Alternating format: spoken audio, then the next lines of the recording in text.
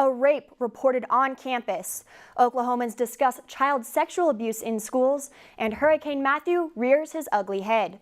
This is OU Nightly.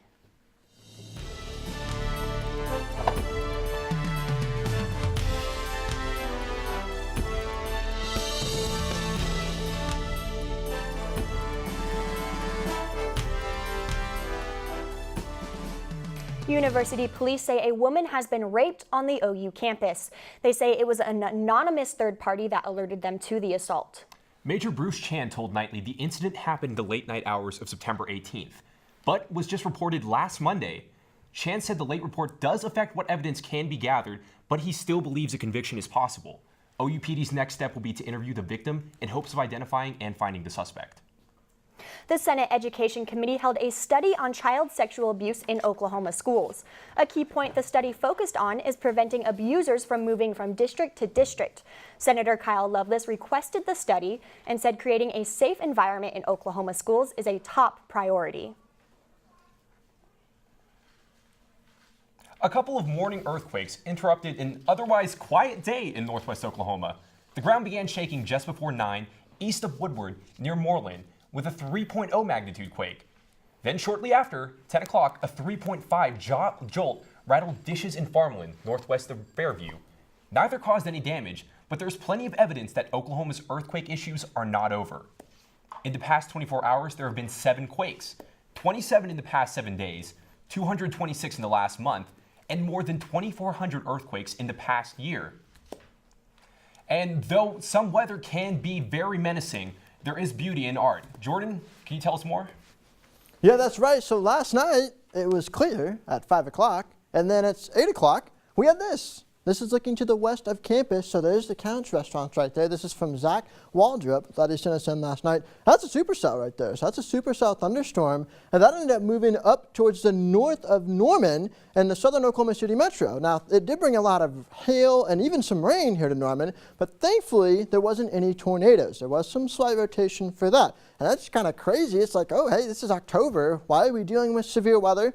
Well, in this area, we typically see that around this time of year. Right now, though, things are clear. Temperatures are warm, though. 89 degrees right now, 88 in Norman. This is about 10 degrees above normal. Coming up, we're talking about one more warm day. There's going to be a cold front coming on Friday, and also Hurricane Matthew. We'll talk all about it coming up in just a bit. Back to you guys.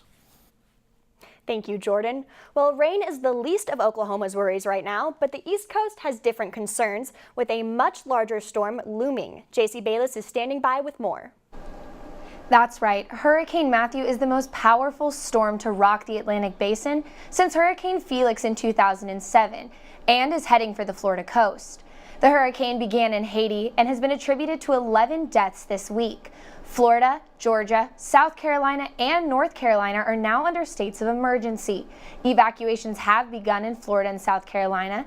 Jordan will have more on that later. And the UN Secretary Council unanimously chose Antonio Gutierrez as the new Secretary General. Gutierrez was the leading candidate in all of the Secretary Council straw polls. Gutierrez previously served as Prime Minister of Portugal and the head of the UN Refugee Organization. He will begin as Secretary General on January 1st. And the FBI says it caught an NSA contractor stealing top secret intelligence. Agents arrested Harold Thomas Martin in August. Investigators found both hard copies and digital files of highly classified information in his home, and also an internet hacking tool developed by the NSA. The FBI has not determined Martin's motive, but have ruled out treason. And Colombian President Juan Manuel Santos said that the ceasefire between the rebels within the country will end after this month, after failed peace negotiations. Thanks, JC. And a museum exhibit that has taken 10 years to create is finally opening the doors to the public. The Fred Jones Jr. Museum of Art staff have put together a one-of-a-kind showcase of Oklahoma history. OU Nightly's Lindsay Gomez explains why the exhibit took so long to set up. No state in the United States that has a history quite like this one. These oil paintings tell more than just a story. They visualize Oklahoma history. We often lose sight of just how unique the history of this state is. for both its positive and its negative aspects. This exhibit, called Picturing Indian Territory, has taken years to bring to life. So it was an exhibition that was really almost a decade in its inception. And it's officially opening at the Fred Jones Jr. Museum of Art. So Cleveland County is this little section right here. So Norman is right about there. But it's taken Mark White, along with others, countless amounts of research and tracking down to create this masterpiece. It did take us numerous years to figure out exactly where we would find all of the objects in this exhibition. The director of the University of Oklahoma Press, Byron Price, collaborated with White to piece this exhibit together, one photo at a time. And so it was Byron and I that really agreed that yes, it would be an important exhibition for us to do here at the Fred Jones Jr. Museum of Art, to give all of this research a kind of second life. White says the goal of this exhibit is to provide the public with greater insight into the complicated history of Oklahoma. Lindsay Gomez, OU Nightly. And that exhibition opens tomorrow at 7 p.m. with a public lecture and a free reception. It will stay open until December 30th. Still ahead on OU Nightly, campus media outlets map millennial voting trends. Plus, from the ashes, a new campus sorority house rises.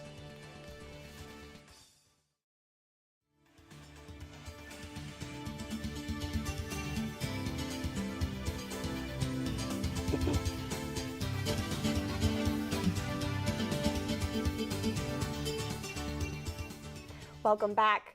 Well, it's no secret that Oklahoma is facing a shortage of teachers, and many are questioning how the state is filling the gaps.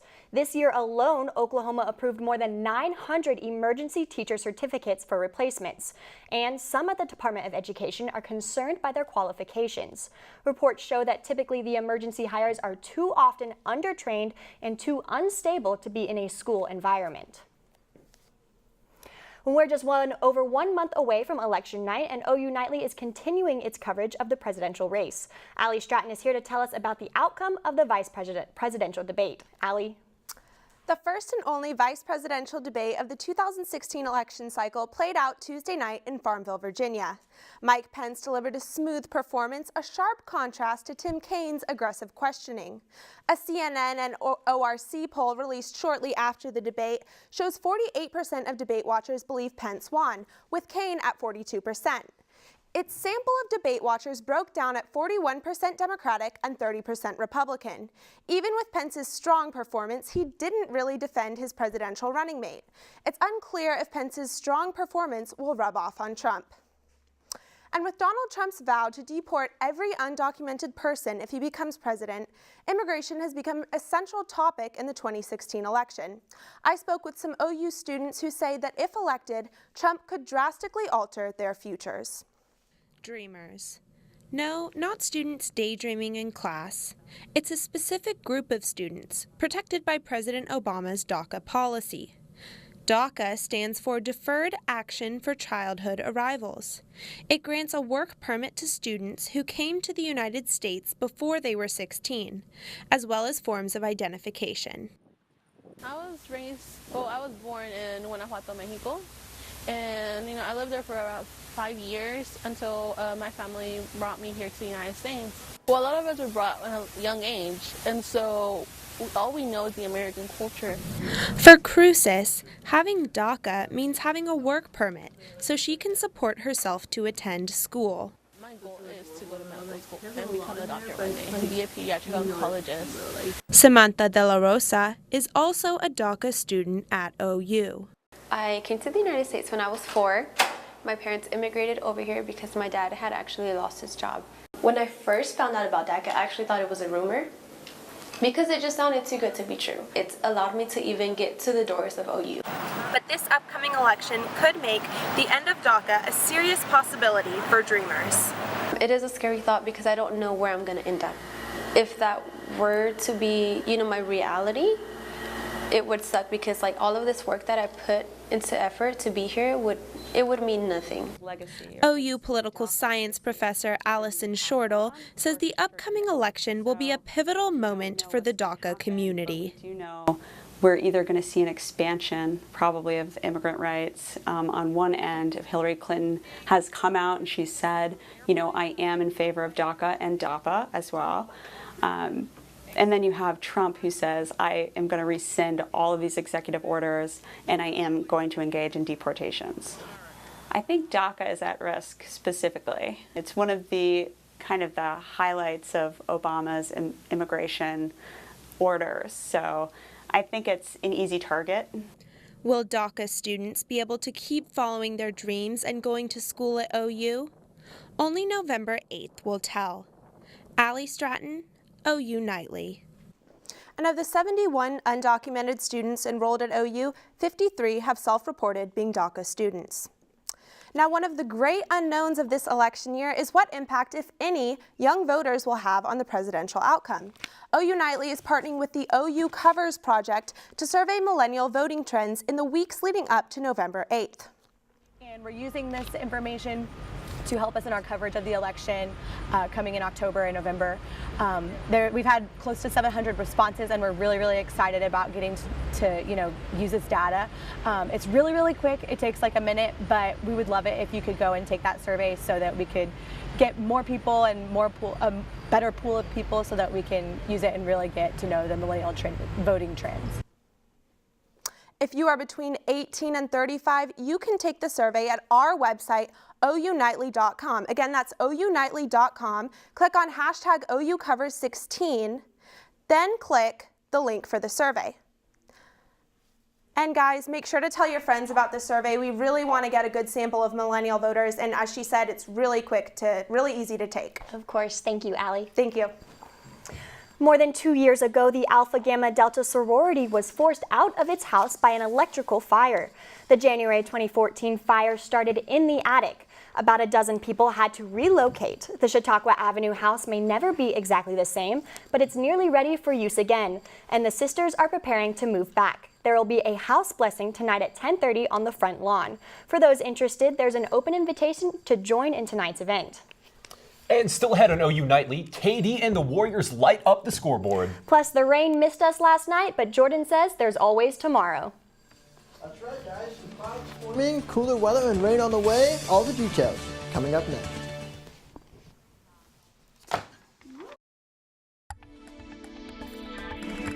Welcome back to OU Nightly. I'm Jordan Oversham with a look at your weather. So we had the storms yesterday, and what's going on right now? The dry line is sitting off. It's still there. It's still in Oklahoma. That's why it's been really warm today. It's been 86 degrees, 10 degrees above normal, because the moisture is still here. That's not moving through yet. But what's going to be happening is we're going to see a cold front that will eventually move through Thursday night into Friday morning, which will cool things off and also give us a lots of chance for rain. But we're not only watching that, as was mentioned in News Center just a little bit ago, we have Hurricane Matthew. There's a spin right there spinning around. It impacted Haiti and also some other places, and there's a spin. And what this is going to do, this is actually going to move all the way up into the eastern coast, and this is a big deal. This is not a good situation. We're looking at the potential for a Category 4 hurricane to be on the eastern Florida coast. That could be devastating to the eastern Florida coast if that were to happen, and that's what the current forecast track is. And notice that moves up. That's winds of 135 miles an hour. That's the same speed as an EF3 tornado. That is very strong winds. And they also have the storm surge that will be going around the hurricane that could be just as bad. But what's interesting is, notice how this track kind of makes a loop? Well, that's because this hurricane actually could do that. This hurricane can actually kind of move up the coast, make a loop, come back right down to where it is just about right now, and then maybe go back up again. It's possible that we could see the same hurricane strike Florida twice, which would be, absolutely devastating for that area right there. We're also looking at hurricane warnings and tropical storm warnings. So there's the hurricane warnings on the eastern Florida coast. Hurricane watch, I would not be surprised if those were extended as we get closer to time, because we're looking at about 48 hours before this starts to impact the coast there. Tropical storm warnings and then tropical storm watches on the other side. Now back here in Oklahoma, we're talking about the chance for rain for Thursday. So there's the rain right there, and that's going to move through Thursday morning. Then as we get to Thursday night, that's when the big deal is. Friday morning, that's when the cool air comes in, that's when the rain comes in. Again, this could be very heavy rain, potentially some small hail, and maybe some damaging winds with that right there. As we look at the forecast, so for Thursday, one more dry day, and then a stormy night Thursday. Also for Friday, that's when things cool off. High on Friday, 67. Tomorrow it's going to be 86. big time cool down. Then we get into next week, temperatures will kind of bottom out a little bit. We're also looking at maybe a slight chance of rain on Sunday. But again, the big story is on more hot day, cool tomorrow on Friday, 67 degrees. That's going to feel really, really good compared to now. Okay, thank you so much, Jordan. And the Red River Showdown week is in full swing. Reagan, what are the Sooners doing to prepare for this weekend's game? Well, guys, the Sooners looking to redeem themselves for the upcoming showdown against Texas, and the MLB playoffs started with a bang. Sports is straight ahead. Welcome back. No matter what they might say, you know that revenge is on the minds of the OU football team. Last season, they rode into Dallas after winning their first 4 games, only to fall to the Longhorns 24-17 in a game that wasn't really that close. The Sooners' tackling was awful, and the offense was just as bad. Texas might have saved Coach Charlie Strong's job with their effort that day. This time, after 2 earlier losses, the Sooners need a win to keep the season from possibly going down the drain. Last year, they went in there and they did what they had to do to win the game. And, I feel like from my personal perspective, I wasn't mentally or physically prepared to play in that game at the highest level. And, this week, man, we're focusing on that, getting better and doing what we have to do on Saturday. The National League wildcard game tonight has the Giants visiting the Mets. They'll have a tough time matching the drama of last night's AL Instant Classic. Orioles manager Buck Showalter left Ubaldo Jimenez in the 11th inning while everything closer Zach Britton was on the bench. Well, that move backfired. Edward Encarnacion ended everything with a 3-run bomb to left that propelled the Jays to the ALDS series with their rival Rangers. And Buck was left holding the bag. I considered a lot of things during the course of the game, but our guys did a good job getting us to that point. We just couldn't finish it off. So the Victoria's clubhouse was wet with celebration. Responsible celebration, however, as the Jays poured champagne on everything in sight. Notice that many wore goggles and even a few hairnets were spotted. Everyone was of age and the alcohol was responsible. The same cannot be said for the Jays fans, however. With 2 outs in the 7th, left fielder Hyun-Soo Kim nearly had to dodge a half-full beer bottle thrown to him from the stands. Very irresponsible use of alcohol from the Canadian fans, and quite unexpected. I mean, Canadians invented beer, didn't they? At least my Canadian friends tell me that. And NBA fans have been wondering just how powerful the Warriors became after signing Kevin Durant. Last night, they may have learned a little bit about that. KD and his new teammates hosted the Clippers, and it was a joke from the start. Durant nails the jumper, part of a 21-point night. Curry and Thompson and Durant combined to outscore the Clips 65-51 through 3 quarters, and the Warriors won it 120-75. And the NBA fans also have been anxious to see what players have in store for the national anthem this season. Last night in Houston, the Knicks and the Rockets locked arms in unity over controversial shootings across the country. And finally, it's here. It's Wine Wednesday. Over here at OU Nightly Sports, a new tradition we're calling Winer Wednesday. And our first official winner, or whiner, is Giants receiver Odell Beckham Jr. The uber-talented receiver is struggling and whining. After being held to a career-low 23 yards receiving on Sunday, Beckham continued showing his frustration and is now saying that football just isn't fun anymore. Poor guy. Of course, Sooner fans are fine with all of this. The more the whiner whines, the more passes Eli likely throws to Sterling Shepard. And for you, Mr. Beckham, a fine bottle of 2006 Merlot for you to drink away your sorrows and your struggles. I'm okay with that whole Sterling Shepard catching more passes, but thank you, Reagan. And still to come on OU Nightly, we'll have another look at the forecast. Plus, OU students feast in preparation for this weekend's game. Welcome back. And here's a sure sign that the big OU-Texas Red River rivalry game is almost here. Hundreds of OU students and staff at the Student Union today feasted on Bevo. Bevo, of course, is the hated mascot of the University of Texas, and legend has it that once upon a time, OU students actually did kidnap, butcher, and eat the huge longhorn steer. In modern times, though, the Bevo Burger Bash is an annual event where the Union Programming Board carves up hundreds of Bevo burgers and serves them for free to beat Texas-hungry students. Well, I like the modern-day tradition a little better, I think. Yeah, it's kind of gruesome. I mean, I like the rivalry and all, but this still satisfies me. Yeah. Jordan, can we look at our forecast one more time, that's please? right. So real quick, the OU Texas game, things are going to be great for that. You're going to have highs in the 80s, and also it will be sunny. Now also, we have lows tonight are going to be nice and warm, 70 degrees in Norman. Tomorrow, you're looking at a great day. It will have maybe some rain early in the morning, but then other than that, things will heat up, 88 degrees at 4 o'clock. And then highs across the state tomorrow, again, they will be hot. So 86 degrees, normal 76, so about 10 degrees above normal. Southwest winds right around 10 to 15 miles an hour. Again, here's a look at that forecast. Once again, a dry day for Thursday, and then there's a stormy night Thursday night because the cold front comes through. Friday, you've got the early morning rain. The day should be dry for Friday. It'll be nice and cool, 67 degrees on Friday. Then as we go to the weekend, looking great, especially if you're going to be in Norman for tailgating. And also coming up next week, we're looking at temperatures right around 80s, upper 80s and lower 80s and upper 70s for next week. Not too bad, really. Some great fall weather. I'm super excited for Thank that, you, especially for Jordan. OU Texas. Well, thank you for watching OU Nightly, brought to you by the Gaylord College at the University of Oklahoma. We'll see you back here tomorrow night, live at 4:30. Have a great evening. Good night.